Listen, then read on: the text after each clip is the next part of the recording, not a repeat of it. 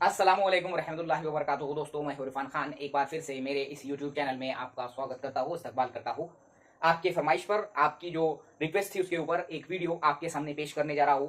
महाराष्ट्र वक्फ board की जो जाहिरात आई है या जो एडवर्टाइजमेंट आई है उसकी डिटेल्स, उसके बारे में मैं बताने की कोशिश करूंगा। इस वीडियो में मैं आपको हर एक परत दर परत खोलकर बताऊंगा और इस भर्ती के रूल्स एंड रेगुलेशन बाकी भर्तियों से हटके है, ये बात को जहन में रखते हुए आपके सामने महाराष्ट्र स्टेट वक्फ बोर्ड की जो एडवर्टाइजमेंट है उसकी डिटेल्स आपके सामने पेश करने जा रहा हूं। आपको गौर से देखना है। तो शुरुआत करते हैं इस वीडियो की। सबसे पहले तो अगर आप वाकई इंटरेस्टेड है तो आप इसमें फॉर्म भर सकते हैं, बाकायदा आपको रूल्स एंड रेगुलेशन समझने होंगे।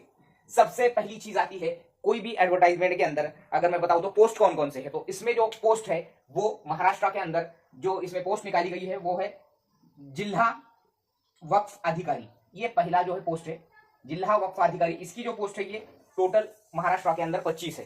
ठीक है। इसके बाद में आती है कनिष्ठ लिपिक यानी कि जूनियर क्लर्क की जो वैकेंसीज है वो 31 है, 31 है वक्फ बोर्ड के अंदर। उसके बाद में आता है लघु टंक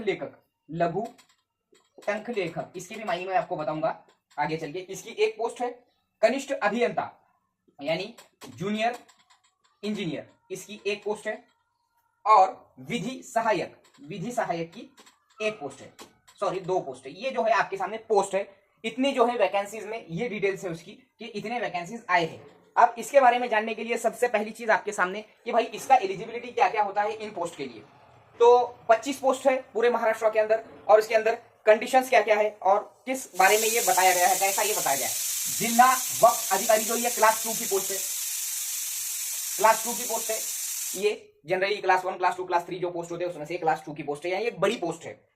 अब इसमें जो पात्रता है वो क्या है, यानी कि जो एलिजिबिलिटी क्राइटेरिया जो है ये पूरे जाहिरात के अंदर सबसे पहली चीज तो वक्फ बोर्ड है इसलिए अर्जदार हा मुस्लिम असावा ऐसा उस पर उल्लेख है साफ तौर पर। अर्जदाराला उर्दू भाषेचे ज्ञान असणे, लिहिणे, वाचणे आणि बोलणे आवश्यक आहे। देखो, उर्दू भाषा का ज्ञान आपको कंपलसरी है। उर्दू जबान का जो है आपको इल्म होना कंपलसरी है इस एडवर्टाइजमेंट के अंदर। बाकी एडवर्टाइजमेंट से हटके इसके रूल्स एंड रेगुलेशन है, ये बात मैंने पहले ही बोला था। तो उर्दू, सीधी सी बात है कि उर्दू मीडियम वाले जो है वो यहां पर अप्लाई कर सकते हैं। अब इसके बाद में ये 2 चीजें मेन मैंने आपको बताया। अब शैक्षणिक जो पात्रता है हर पोस्ट के लिए, यानी कि एलिजिबिलिटी क्राइटेरिया जो है हर पोस्ट के लिए क्या क्या है वो आपके सामने मैं बताऊंगा। सबसे पहला पोस्ट मैंने बताया था जिला वक्फ अधिकारी यानी कि डिस्ट्रिक्ट वक्फ ऑफिसर। ये जो पोस्ट है 25, इसके लिए क्या एलिजिबिलिटी है, कितनी आपका एजुकेशन होना जरूरी है। देखिए, इसमें सबसे पहले जो है संविधिक विद्यापीठाची कोणत्याही शाखेतील पदवी किमान द्वितीय श्रेणी उत्तीर्ण। अब देखो, मैंने आमतौर पर तुमको हर वीडियो में बोलता हूं मैं कि आपका जो ग्रेजुएशन है आमतौर पर 50% मांगता है, 50% मांगता है। ठीक है। द्वितीय श्रेणी यानी यहां पर 55% मांगा है। आपका जो डिग्री है, कोई भी डिग्री आपकी 55% के साथ अगर आप पास है, कोई भी डिग्री, बीए, बीएससी, बीकॉम, तीनों में से कोई भी डिग्री आप अगर 55% द्वितीय श्रेणी यानी ब दर्जा वाली यानी बी ग्रेड यानी A grade 60 plus, B grade 55 plus या 55। ठीक है। तो 55% और उससे ऊपर होना चाहिए, इससे नीचे आपकी डिग्री के परसेंटेज नहीं होने चाहिए, ये उसकी शर्त है। दूसरा मैंने बोला था कनिष्ठ लिपिक यानी कि जूनियर क्लर्क है, सीधी सी बात है। तो आपको 30-40 की टाइपिंग होना, मराठी के अंदर 30 की, और जो है जिसको बोलेंगे हम मराठी के अंदर 30 और 40 की प्रति मिनिट वयोमर्यादेचे किंवा इंग्रजी टंकलेखनाचे किमान 30-40, मराठी के 30 की स्पीड और इंग्लिश की 40 की स्पीड से आपके टाइपिंग का सर्टिफिकेट आपके पास होना चाहिए। जो MSBTE लेता है, Maharashtra state board of technical education जो लेता है, उसका आपके पास प्रमाण पत्र होना जरूरी है। ओके। अब उसके बाद में ये हो गया जूनियर क्लर्क का मैंने आपको बताया। यहां पर जूनियर क्लर्क में मैंने आपको टाइपिंग बताया और संविधिक विद्यापीठाची कोणत्याही शाखेची द्वितीय श्रेणी पदवी उत्तीर्ण। यहां पर भी आपको कोई भी जो है आपकी जो डिग्री है वो 55% के साथ, जूनियर क्लर्क के लिए 55% के साथ आपकी डिग्री और साथ में 30 मराठी और 40 इंग्लिश टाइपिंग का जो है एग्जाम पास करे वो सर्टिफिकेट। ठीक है। उसके बाद है लघु टंक लेखक का मतलब होता है जिसको हम बोलते हैं स्टेनोग्राफर।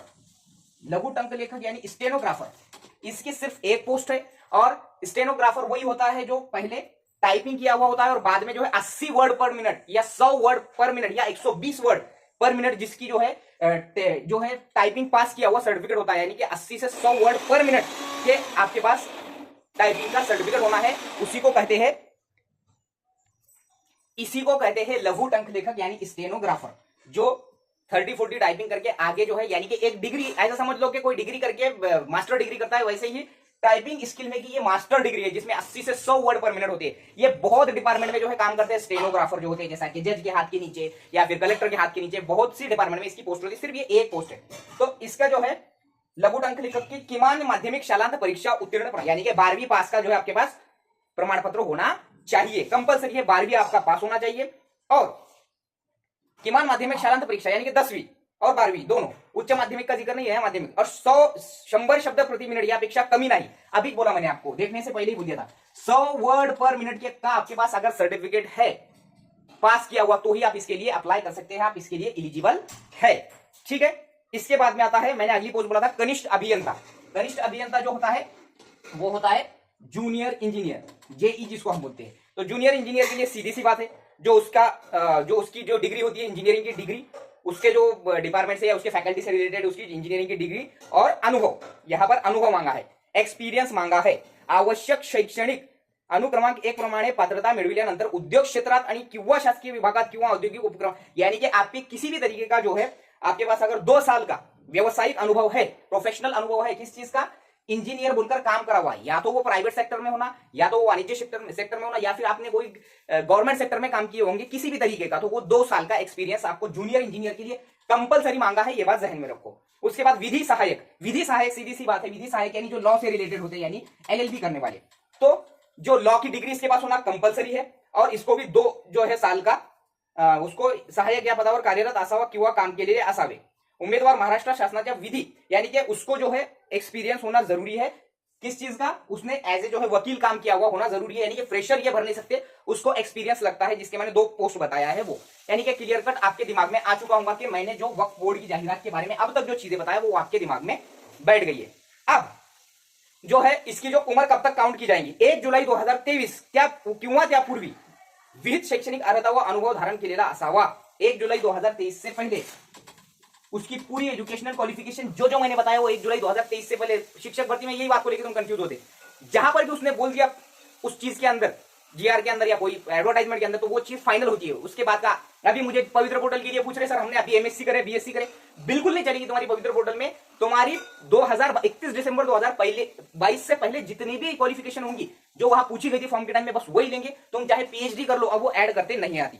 ठीक है, अब अनुभव जहां पर लगता है, एक्सपीरियंस वो मैंने बता दिया। निवड प्रक्रिया जो है, आपने जो आपका जो पेपर होगा वो 100 क्वेश्चन का, यानी 200 मार्क का, 100 क्वेश्चन 200 मार्क, यानी कि 120 मिनट का जो है ये क्या होगा आपका पेपर होगा, जिसके अंदर जो है आपको अलग अलग तरीके से जो है हर पोस्ट के लिए क्या क्या जो है सब्जेक्ट लगते हैं वो भी मैं बताऊंगा। 120 मिनट होंगे, 100 क्वेश्चन होंगे, यानी 100 दूनी 200, 1 को 2 मार्क होंगे। अब इसके अंदर जो है जो वक्फ अधिकारी है, इसको गौर से सुनो। वक्फ अधिकारी के लिए मराठी 10 मार्क रहेंगे, मराठी ग्रामर के लिए 10 मार्क, इंग्लिश ग्रामर के लिए 10 मार्क रहेंगे। उसके बाद में जो आपका जनरल नॉलेज है, जनरल नॉलेज होगा 35 मार्क का। उर्दू ग्रामर या उर्दू लैंग्वेज आपकी 10 मार्क की, और बुद्धिमत्ता आईक्यू चाटनी आपकी 35 मार्क की। 35, 70, 80, 90, 100, ये ऐसे 100 सवाल होंगे। ये बात याद रखो। वक्फ अधिकारी मैंने पहले ही बोला था, उर्दू भाषेचे ज्ञान असणे आवश्यक आहे, बोलता लिहिता आणि वाचता येणे ऐसी उसमें शर्त है। तो मराठी, इंग्लिश, जीके, उर्दू 10 का, आईक्यू 35 का, ये उसका सिलेबस है। ठीक है, और इसके लिए कोई भी डिग्री आपकी बीए, बीएससी या बीकॉम 55% के साथ ही होना कंपलसरी है। अभियंता के लिए ऐसा जो है सिलेबस है, लेकिन इसमें जो है उर्दू जो सब्जेक्ट है वो नहीं है। इसमें देखो 10 का मराठी, 10 का इंग्लिश, और अभियंत्रिकी यानी कि जो इंजीनियरिंग जो फैकल्टी है उस पर, जिसको हम टेक्निकल क्वेश्चन, इंजीनियरिंग जो फैकल्टी है जिस पोस्ट के लिए उभरा जा रहा है उसके लिए जो है 30 सवाल, जनरल नॉलेज 25 सवाल और आईक्यू 25 सवाल, जिसमें उर्दू नहीं है।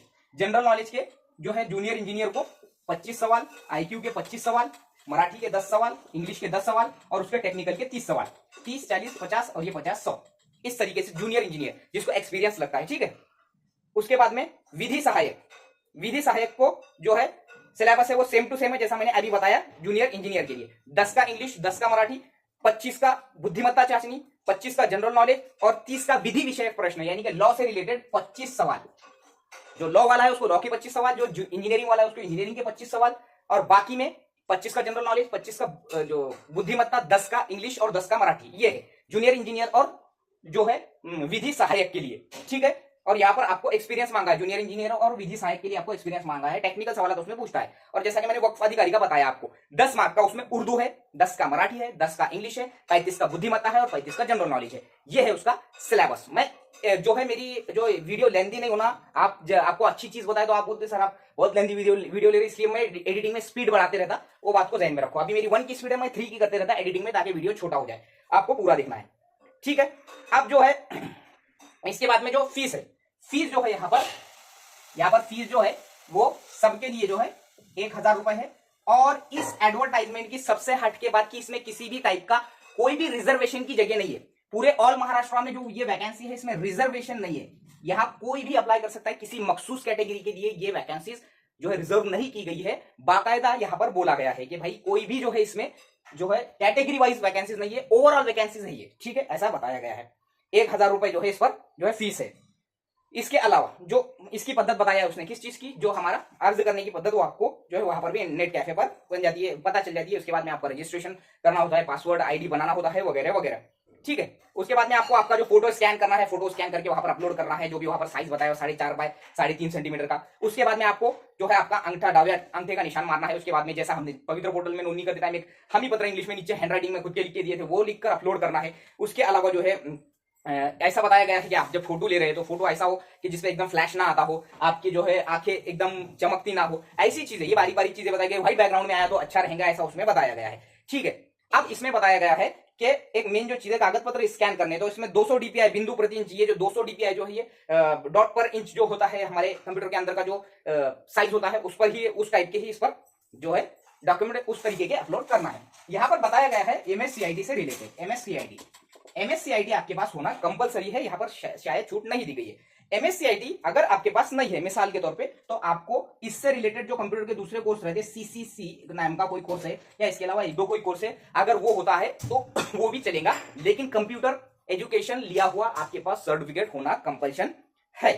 अर्ज करण्याची इतर सूचना, कोई अर्ज के बारे में बताया, जैसा DOEACC ये नाम का कोई एक ये है, और उसके बाद CCC नाम का कोई कोर्स है, वगैरह वगैरह। ये जो है एमएससीआईटी है तो ठीक है, नहीं है तो ये एक दो कोर्स आपके पास होना जरूरी है। लेकिन आपके पास कंप्यूटर एजुकेशन का अगर सर्टिफिकेट नहीं है तो आप यहां पर बात हो सकते हैं, अगर आपने वहां पर टेस्ट नहीं किया। अब बोला यह गया है कि आपको इसके ही बेस पर, यानी कि ये मार्क 200 में से मेरिट तय होंगी और उस पर आपका सिलेक्शन होगा। लेकिन ये जरूरी नहीं है कि आपको इसी के बेस पे सिलेक्शन किया जाए। आपका जब वेरिफिकेशन होगा, वो पूरा वेरिफिकेशन होने के बाद में अगर आपके डॉक्यूमेंट जो है सही होते हैं, जो आपने वहां पर बताए हैं, आपका एक्सपीरियंस सर्टिफिकेट जैसा वहां बताया गया है, गवर्नमेंट से प्राइवेट से जो भी है, अगर होता है, अगर वो मिलता है, तो ही आपको अपॉइंटमेंट लेटर दिया जाएगा। आप सिर्फ ये दावा नहीं कर सकते कि हमने 200 में से 180 ले लिए, आप हमको अपॉइंटमेंट दे दो, नहीं तो हम यहां जाएंगे वहां जाएंगे, ठीक है। तो आपको ये 200 में से मेरिट में आ भी गए तो आपकी जो educational qualification, professional qualification, experience और आपके टोटल डॉक्यूमेंट्स वेरिफिकेशन होने के बाद अगर वो पूरे सही निकलते हैं, ये सब जगह पर मिल जाते हैं, तो ही आपको अपॉइंटमेंट लेटर दिया जाएगा। बाकी जो है परीक्षा केंद्र के बारे में जो है सूचना है। इसके अलावा आपके पास क्या क्या होना चाहिए जब एग्जाम आएगा, तो जो आपका प्रवेश पत्र है वो होना चाहिए, आपके पास जो ओरिजिनल आईडी प्रूफ होना जरूरी है और उसकी एक जेरॉक्स होना जरूरी है, एक hall ticket, original ID proof और उसका एक जेरॉक्स, ठीक है। बाकी के जो चीजें है वही है जो हमेशा से होते हैं, जिसको हम बोलेंगे आमतौर पर जो हर स्पर्धा परीक्षा में जो है क्या बोलेंगे, शर्तें होती है। लास्ट में एक बताया हुआ है उसने, ये खास है, हिंदी आणि मराठी भाषा परीक्षे संबंधित केलेल्या नियमानुसार जर ती व्यक्ती अगोदर परीक्षा उत्तीर्ण झाली नसेल किंवा तिला, देखो ऐसा बताया जाता है कि आपको, जैसा कि मैंने यहां पर बताया, तो इसमें एक शर्त यह भी है कि अगर आपका हिंदी या मराठी सब्जेक्ट नहीं है 10th में, अगर आपको वहां पर चेक किया गया, अगर वो नहीं है और डिपार्टमेंट ने बोला कि आपको ये पास करना होगा बाद में 100 मार्क का मराठी या 100 मार्क का हिंदी, तो वो आपको नियमानुसार जो है आपको उत्तीर्ण होण्यातून सूट मिळाली नसेल तर ती परीक्षा उत्तीर्ण होणे आवश्यक राहील। अगर आपको वहां पर बोला गया कि भाई आपको 10वीं का हिंदी या 10वीं का मराठी आपको 100 मार्क का निकालना है, या फिर आमतौर पर हमारे उर्दू मीडियम वालों का तो मराठी और हिंदी होता ही होता है 10वीं तक, ठीक है, तो जिसका नहीं है उसको ऐसा बोला जा सकता है, ऐसा बताया गया है, ठीक है। अब यहाँ पर एक लास्ट में हवाला दिया गया है जो है कंप्यूटर ज्ञान यानी कि संगणकाच्या ज्ञानासंदर्भात शासन निर्णय सामान्य प्रशासन विभाग क्रमांक प्रशिक्षण 2000, ये जो हवाला देकर कहा गया है कि फरवरी 2013 अनुसार, 4 फरवरी 2013 के जीआर के हिसाब से आपको संगणक परीक्षा, यानी मैंने जैसा कहा एमएससीआईटी या सीसीसी या जो भी उसका नाम है, इसके अलावा ऑप्शनल में दो तीन कोर्स है, अगर आपके पास एमएससीआईटी नहीं है तो ये पास होना जरूरी है। ये वीडियो था आपकी डिमांड पर, आपने जैसा कहा था उस तरीके से मैंने आपको समझाने की कोशिश किया हूं, जैसा मुझे समझ में आया मैंने वैसा पूरा समझाने की कोशिश किया हूं। आपको एज क्राइटेरिया जो है वो मैं बताना भूल गया, एज क्राइटेरिया जो होता है इसका कम से कम 18 और ज्यादा से ज्यादा 38 साल, ओपन के लिए, यानी कि ये अदर, यानी कि कोई भी कास्ट की जगह नहीं है, ये सीधी सीधी बात है, यानी कि इसमें कास्ट सिस्टम डिवाइड नहीं है, तो इसमें कम से कम 18 महाराष्ट्र के नियम के अनुसार और ज्यादा से ज्यादा 38 साल की उम्र होना जरूरी है। बाकी वीडियो को ध्यान से देखिए, थोड़ा मैं स्पीड बढ़ाऊंगा एडिटिंग के अंदर, तो उसमें थोड़ा आपको हो सकता है स्पीड ज्यादा लगे, तो वो भी कर लीजिए। फीस भी बता दिया मैंने, सिलेबस भी बता दिया। वीडियो अच्छा लगे तो लाइक कमेंट और शेयर जरूर करें। और ये महाराष्ट्र वक्फ बोर्ड 2023 की जो जाहिरात है उसकी मैंने एक डिटेल्स, एक सिंपल लैंग्वेज में बताने की कोशिश किया। मिलेंगे अगले वीडियो में अच्छी मालूमात और अच्छी डिटेल्स के साथ। अस्सलाम वालेकुम।